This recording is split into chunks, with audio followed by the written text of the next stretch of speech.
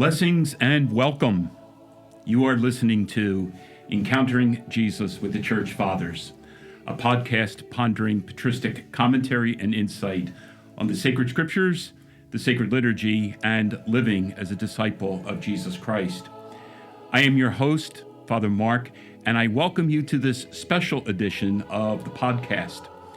There is no commentary on the Sunday scriptures during this podcast. Instead, I have an assembled panel of 6 guests, all undergraduate students from Holy Family University enrolled in Jesus the Christ as part of the university's general education curriculum.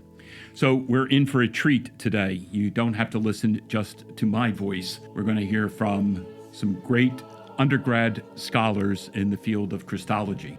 So, how about we start with you, Kayla?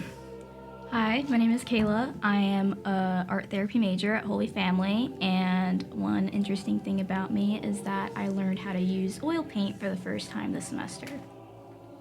Hello everyone, my name is Nileiti and my major is pre-med biology. And one interesting thing about me is that I'm Christian, so coming and taking a class that has to do with Jesus from a Catholic point of view was something that worried me, but I actually really liked this class and enjoyed most of the time spent. Hi, my name is Carla. My major is criminal justice, and a fun fact about myself is that my dog ate my Bible halfway through the course. Not necessarily a good thing for this course, right? Hello, my name is Reuben, and I'm a nursing major at Holy Family. And one interesting fact about me is that I was born on Thanksgiving Day. Hi, my name is Alisha. I'm also a nursing major, and one fun fact about myself is that I play the piano and I love to sing. Hello, my name is Mike, and I'm majoring in biology pre-med. And because of this course, I found my place in the theology world. Thank you. And I'm sure our listeners are anxious to hear what you have to offer us today. Let's start, first of all, by just hearing what the 2 topics are, since we have 2 groups. Our group chose mental health as a topic in the religion world. Yeah, we based our research during the COVID year, something that I feel like was traumatic to a lot of people and something that a lot of people can relate to. We decided this topic because we think that is something that affected people mostly around our age group and that we could relate to and found more info in, since it's most people around our age groups were the ones that were mostly affected by this.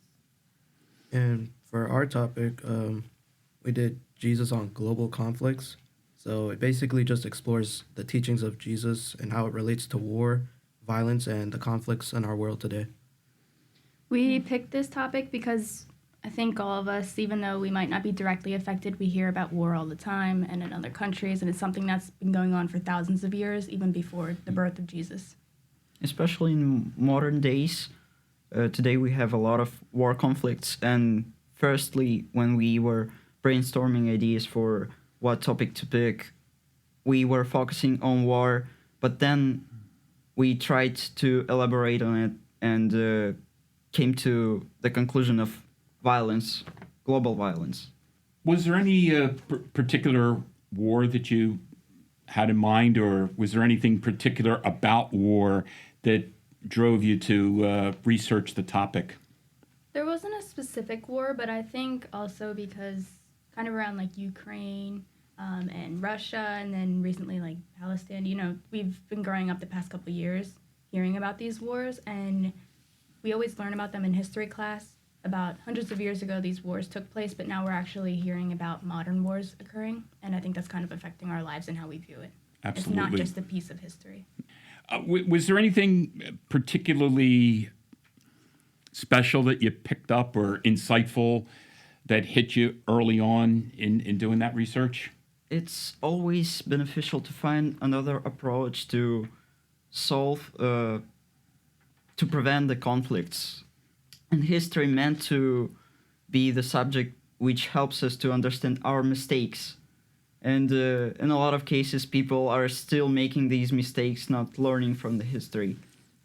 And I just like to add, like, another point when it comes to war. Something that was interesting to me is like how humans would deal with war and how they would respond to war. But our main topic for here was just how would Jesus respond, basically. Correct. So Jesus consistently, like, he always cared for the people who were hurting the most. As we know, he always was with the sinners at the time, and back in the day, instead of the rich. So in today's world, that would mean like refugees, civilians, the poor, anyone basically who was caught in the crossfire during these wars, or it doesn't have to be war, any violent crime. It would be like Jesus would be more concerned with healing and restoring that community, and rather than winning. Thank you. That sets a nice stage for the discussion of Jesus and war. Your group, you are coming at this from the standpoint of mental health.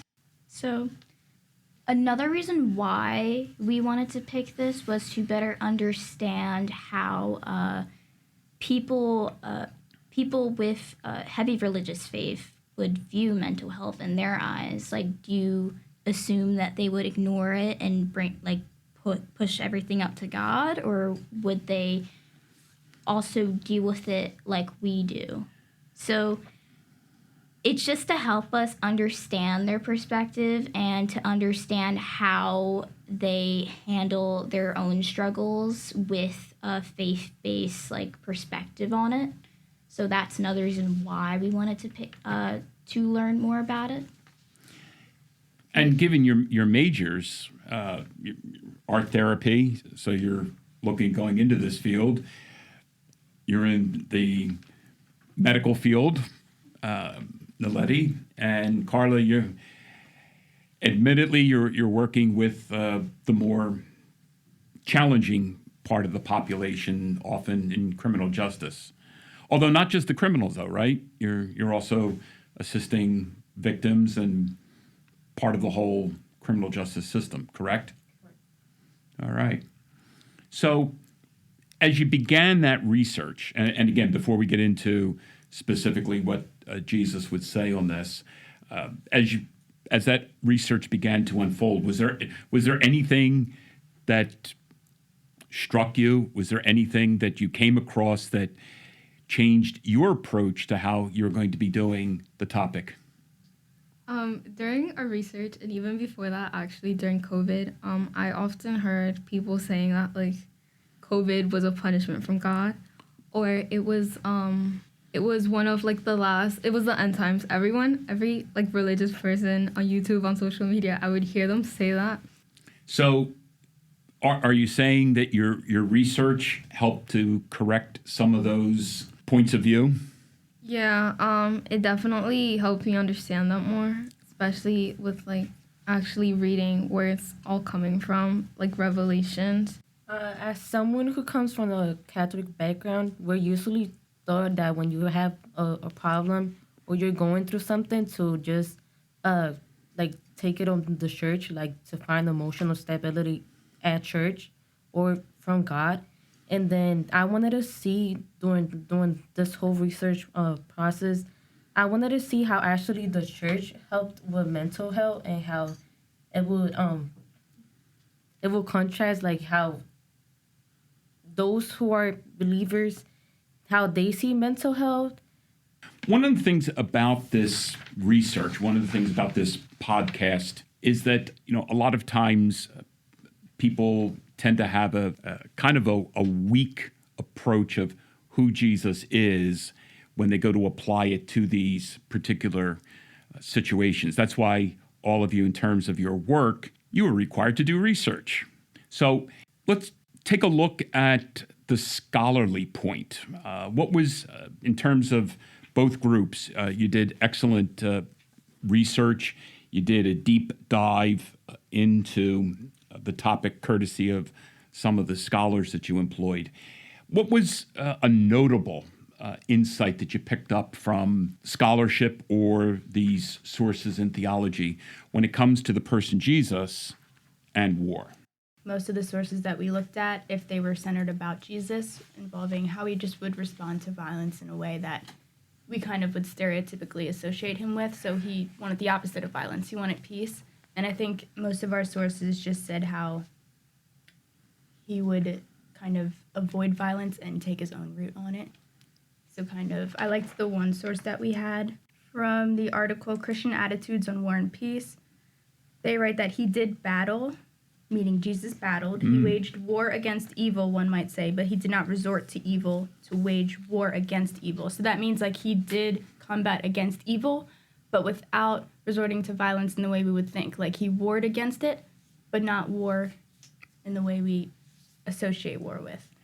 And that was a particularly strong point in terms of your group written work, that Jesus is not a doormat. Jesus is not a wimp. Jesus is not somebody that you can just walk all over. He does stand up.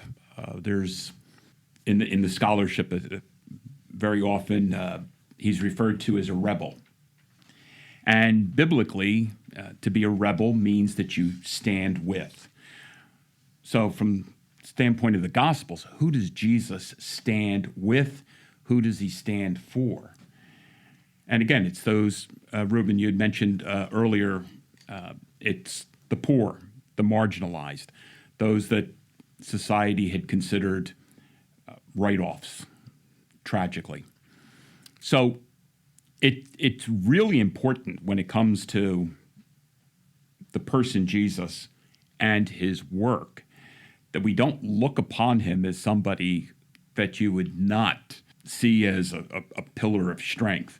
I mean, after all, one of the things we do know, courtesy of Mark's gospel, is that he is a carpenter. And one of the things about carpenters in the first century, especially up in Galilee, they are exceptionally, exceptionally strong. When you have to go out into the woods to get your own tree and bring it back and shape it into lumber, physically, that's going to take strength. But the point that you raised, Alisha, that in battling evil, Jesus never employed evil means to combat another's evil. Is there an episode in Jesus' life that you recall that comes to mind that expresses that? When Jesus stand up against the Roman oppressors, one interesting insight that I picked up from our studies and research we did is that Jesus approached his enemies not as a warrior, but as a savior. He battled evil in order to save his enemies. Jesus battled his enemies to save his enemies. Evil to save his enemies. Evil that corrupted the enemies. Exactly. That's pretty challenging. That's a rather radical view. I think that what Mike said is very strong. And one of the things that really fascinated me when we were learning in class, especially with his crucifixion, was that right before or when he was on the cross, he literally said, "Forgive them, God, for they don't know what they're doing." They're hurting you. They're spitting at you, saying horrible things, and you're still in your heart, you still have it to say, ask God to forgive. It's a part of his death. Well, as many parts of his death, it's just mind-boggling. The depth of merciful love that he so freely offered. It was a simple request on the part of the other that was condemned with him. And he said, "You'll be with me in paradise." And then for those that were crucifying him, "Father, forgive them." So it is a very, his approach to things is extremely, extremely challenging and very much against the norm of the day. How about in terms of, if we take some of those insights from dealing with global conflict, how do you see Jesus as this pillar of strength that deals with mental illness? So, we found that in the Gospels, Jesus' ministry includes frequent acts of healing that signify the breaking in of God's kingdom, and his followers are instructed to continue his work. And historically, churches founded hospitals and clinics and mental health institutions, which this is very pivotal because one notable example in the 13th century of Gil, where people with mental illness lived for decades as members of host families. A model rooted in Christian churches across denominations continue to pray for healing, offer community support, and create spaces for belonging. These acts significantly enhance individual well-being and counter the social isolation often caused by stigma. So these things in history, this is a model rooted in Christian compassion inspired by Saint Dipna, a patron saint of mental health. And we learned that in the Gospels, Jesus never dismissed suffering as a moral flaw. Rather, he drew close to those in pain, touching lepers, and comforting the sorrowful and restoring dignity to those marginalized by society. So, in terms of looking back in history and how he's treated the marginalized, the poor, the sick, he's sought to heal these people, and he always kept them in mind. He always considered them no matter how sick or how they appeared to him as, because he still viewed them as a person, which is extremely, extremely important, because mental health doesn't change you. It doesn't change the person that you are, and it's kind of powerful that Jesus would seek to heal everybody, no matter if they're going through something physically or mentally, which is very important with our research. And like even in our research, we also found out that like everything that Kayla said, like Jesus, Saint Augustine actually does the opposite. He believes that God and like Jesus, right, as we know him, he's a physician who comes to help people and clean people. So like even though you read throughout the Bible how Jesus is this kind man, like figures tend to change that.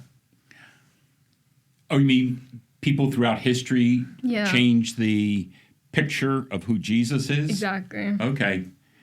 Which is one of the reasons why we need to keep going back to the Gospels and being rooted in the study of that word. Right. To make sure that our perception and our understanding of this person is genuine. Exactly. I thought it was fascinating, though, Kayla, back to your point, in the 13th century, Yeah. the approach to dealing with mental illness from a Christian point of view was to have people live together in community. Yeah. So our research, we mainly emphasize the fact that living in community and living in religious faith-based community is what truly unites people together, especially if you're experiencing like a spiritual depression or you're struggling with your faith. We kind of found that living in community can connect the person, but it can connect the soul as well that is struggling with mental health. I have a question. So when you're talking about how they used to like have them live together, what's the difference between having people with mental health disorders like live together back then compared to mental institutions now? That is a good question, because back then mental health was often viewed as a stigma. So I don't believe that they were treated the same back then as they were now. But there were people such as Saint Dipna who prioritized the well-being of people and those who were struggling with mental health. So I doubt Saint Dipna would have treated those people any differently than those who are treated with compassion and care now, because it took so long for mental health to be viewed as less of a stigma and less of an issue or internal struggle. And now people emphasize how important it is to recognize those struggles. Yeah. So I doubt they'll be treated any different compared to now, but in the 13th century, it probably would have been really bad if you presented any mental health, mental illness or anything. Yeah, and I know there's still people even today who don't believe in depression Yeah. or mental health disorders. And unfortunately, that I think that stems from the teachings and beliefs that they grew up with. Because now I believe that our generation are strong, very strong advocates for mental health, and we're trying to break that generational trauma and to actually uplift it and to basically exclaim and advocate that it is a problem and we need to recognize it before it basically ruins all of us. You mentioned that the living together gave those that were struggling with various mental ailments or physical ailments, it gave them a sense of connection. And we're living in what folks are calling the most connected society ever, because we can all pull out a device and text and go through a timeline of TikTok or Instagram. So we are as connected, correct? I mean, I could say yes, but I could also argue no, because if we rely on phones and texting so much, how will we be able to socialize with people? I feel like texting people is kind of, and you guys could debate on this, but I feel like it's kind of like a fake connection in a way, because for me personally, it's really hard for me to read the person's tone, to read the person's expression and stuff over text. And I feel like if you text all day, every day, and then you talk to each other in person or you meet each other in person, it will just be really awkward. It is. I agree. I even just thinking about that. Here at Holy Family, we have to take a public speaking course. And I know of some people that take it online.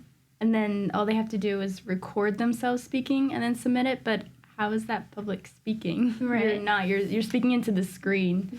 So Right. I just don't understand how that could suffice for the actual course. And I feel like it doesn't give you enough practice as is, because in person, you have to maintain your eye contact, you have to engage with the audience, and I feel like you can't really do that on a screen or online. That's the definition of public speaking. Yeah. So it's not speaking into your camera, it's public speaking in front of people, which it doesn't. Right, you can't stare into people's souls like you're supposed to.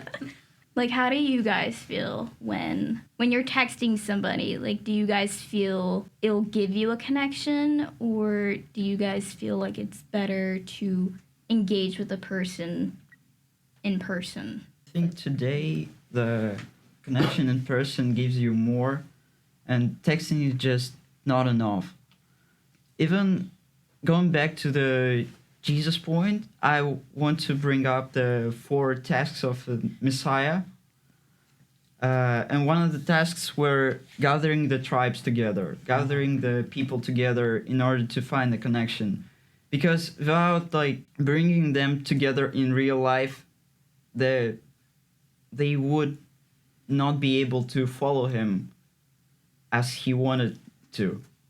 And without personal deep connection in real life, there would not be happening the change of heart. But for this group particularly, the whole reason, one of the significant reasons that led to offering a podcast as an alternative to the presentation was that you as a group from day one have been, I call you respectfully, a chatterbox. You come in early in the morning, you actually physically turn your chairs and look at each other and talk about all kinds of things.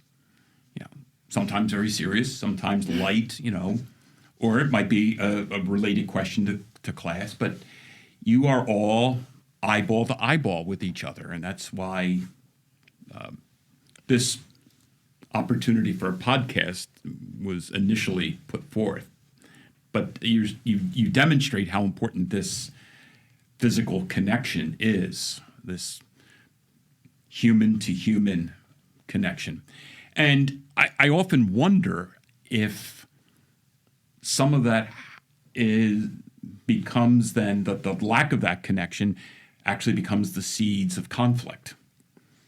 When we are not reverencing one another as a fellow person created in the image and likeness of God, a topic that I know you're all very familiar with and you did quite well with first half of the course. But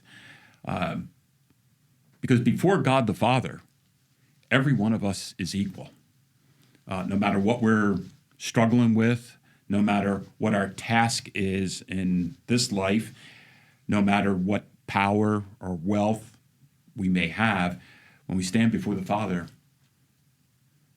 we're all equal because we're all made in that image and likeness. And I wonder if, in terms of global conflict, the loss of appreciating the other as image of God, does that contribute to conflict? I was going to say, yeah, because even just texting someone, a lot of times things can be misinterpreted because you don't understand the emotion behind it, or maybe someone you think is saying something sarcastically and they're actually being genuine. Like, it's hard to understand what they're actually trying to say, and it's easily misread. And I think that stems a lot of conflict, even just within ourselves. Like, if I'm texting a friend and I misread how they're typing something, it, can be like, oh, are they mad at me? But that's what emojis are for. Yeah. Emojis clear all that up, don't they? Yeah, but I think that's also the same as, like, when these wars begin, it's because people, they don't listen to each other and try to understand their perspective on things. I mean, when you actually listen to someone, you're not just listening to the words they say, but trying to understand it from their point of view. And I think that's what's lost a lot of time. And I think that's also related to technology in a way, because we kind of lose that and we just interpret whatever someone texts us in our own meaning of it, and we don't understand theirs. Great point. Reuben, looks like you were going to jump in with an insight for us. Yeah, I was just like, after like hearing about the topic of like texting, I was just thinking, what would happen if Jesus came in our time and he had to deal with like texting? And so part of me thinks that that's why God put Jesus in that timeline, because I can't imagine how if his own disciples were just like on phones texting rather than, it would be way much harder for Jesus to like, I mean, probably could still do it 100%, but I was just thinking like how he would combat that. Hashtag Jesus way of life. Imago Dei. Hashtag follow me. Now you put an image in my mind that'll be with me for the rest of the day. Jesus and texting. Which, again, though, you look at many of his gestures in the public ministry, especially in Mark's gospel, when he heals, practically every time that he heals, it's touch, which in many situations in his day would have been a social taboo. Jesus had no problems when it came to respecting the dignity of the human person. So I think it's a valid point that you all raise. Wanted to offer an opportunity to each of the groups, if there was something about your research that was exceptionally insightful, it was a wow moment for you, and you haven't had a chance to bring it into the discussion today. Jesus, he never turned nobody down when they asked for help. And usually people, when they don't know what to do, when they're struggling and they don't know what to do, or they're asking for help, they would just go and ask someone who's like they're comfortable with. And they usually first turn to the church, and instead of just the church helping them with like sources or a way to find a solution, they just be like, pray it off, ask God. And it's something that I found that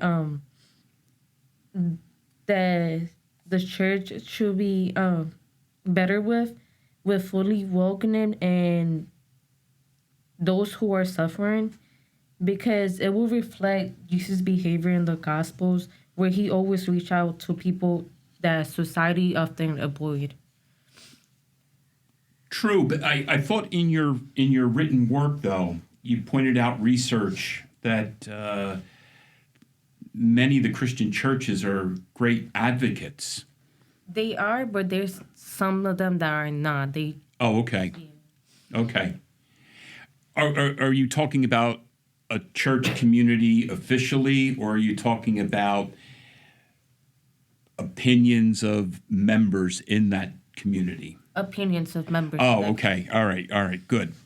That's a very, very important distinction because, again, your research pointed out very clearly that many of the churches, and from my perspective of Catholic Christianity, I can say that there is a great recognition of the importance of mental health access and resources because these things of the mind are quite real. So, all right. How about in terms of your research concerning Jesus and global conflict? Is there anything that you really want to leave our listeners with from your research that you haven't had a chance to mention up to this point? I have one thing that stood out to me. So during our research, it was specifically Rausch's point. So as we know, many wars, like, they start with pride, greed, or just wrath, which we consider now as like core human feelings of today's standards. And then we consider that, we try to normalize that, and if it's just a part of humanity. But in Rausch's point, is Jesus as the incarnation points out to me that, like, this was God's uncorrupted version of humanity. That was like the pure version of his thought of humanity. So from back to Adam and Eve, that was pure humanity that God intended. But once sin entered, from Adam's point to, I guess, the time of Jesus, that's why we call him the second Adam. That's when God showed us what uncorrupted humanity looks like. And that's how Jesus, even during his time, we know there was a lot of Roman oppression. He had many oppressors from, like, the Pharisees, Sadducees, and all those people that many people were against him. So his mercy and his forgiveness just tries to break through that cycle of just constant revenge, war, and wrath. I want to add on the Reuben's point is that humanity never was created to fight with each other. We always were created with the purpose of listening to each other, to build these kind of discussions, and that's the key part why in modern days, especially when you pointed out our group, we're striving for this kind of discussions, is because we are hungry for attention. Okay. Especially because the recent things happened with COVID and pandemic. Mm-hmm. I just want to say, like, our main point in our research is just, the way Jesus would view it. And in the book, The Catechism of the Catholic Church, they said the works of mercy are charitable actions by which we come to the aid of our neighbor in his spiritual and bodily necessities. So they're saying the main focus and the main point of the Catholic Church is that we should treat everyone as if they were our neighbors and give them the same respect as we would of anyone that we love. And that's often not what we do in this society.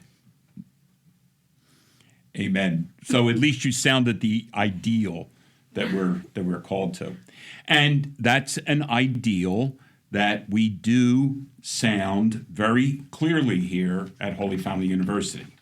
Our mission is very clear. We seek our grounding and our direction in the person Jesus Christ. And from that, as the mission unfolds and is expressed, that has gotten enfleshed in the general education curriculum that you are all very much immersed in right now, even to the point of the blueprint courses that are part of not just freshman year, but sophomore, junior, and capstone course in senior year. Can you say something about the significance of general education? I think it's important for us to experience different, classes or courses we would normally take with our major, because when you're majoring in something, you're not just majoring in the knowledge of that course or the knowledge of that, curriculum. if you're working in the medical field, you can't just know how to diagnose a patient. You also have to learn the skills of like interacting with patients on the emotional level. You need different skills, and taking courses like public speaking will not only give you the knowledge of how to speak in public, but also just how to interact with the patient and speak to them. So I think taking different courses that, might not sound like they're worth your time are because you're learning different skills that will actually apply in some way in your life. And I feel like that also builds the structure that you need, like beyond college, especially. Like Alisha, you noted with your career path because you're going to deal with patients. I feel like if we take the time and like to learn these skills and to build a proper foundation, I feel like going into the career that you want to go into, I feel like it'll just help enforce those values. But then I feel like taking other classes outside of your major, this is another point, but I feel like it also helps you to learn more about what the university has to offer. And, it could potentially change the major that you want to go into. Because I was a psychology major going to Holy Family, and then I changed my major to art therapy. So it's just crazy to me, because if you're given the different opportunities to pursue different classes, you might want to pursue a different major as well. And I feel like it also helps you learn more about yourself and what you want in life. Yeah, I feel like it makes you more knowledgeable and less ignorant. Like, honestly, I was one of those freshmen. Before coming to the class, before coming to the class, I thought that I was just going to learn about, who Jesus is. And I was really shocked to find out how, the first half of the semester, it was just learning, background. I learned a lot about, different holidays that people celebrate and how some people fast, and you shouldn't, only because it's a normal day to you, it might not be a normal day for someone else. Any other stirring insights about the value of general education, and especially the unique approach of general education here at Holy Family? I mean, I guess I'll say like similar to Millennia, I would just say when I first came here, in my head I'm thinking when I'm going into my nursing major, I'd want to get classes that have to do with medical field and going into the nursing field. When I see the general education classes, in my head I was thinking, what's the point of these classes? I don't want to take these. But during that time, these couple past months and the first semester is already ending, so I'm just thinking the general education just expands your horizons and just beyond your major, even though that's important and all. But just having a lens in small different types of fields just expand your horizons on other topics that you can interact with others with, and allows you to interact as a family. When you go to the college, your journey of seeking your true self just begins, and taking a lot of general education courses, even unrelated to your profession, your future occupation, is important because you growing that way, you developing yourself, and the more you take, the more diverse person you become. Okay. And it happened to me personally because I was going to the religion class with the thought, I'm not an atheist, but I'm not a religious person at all.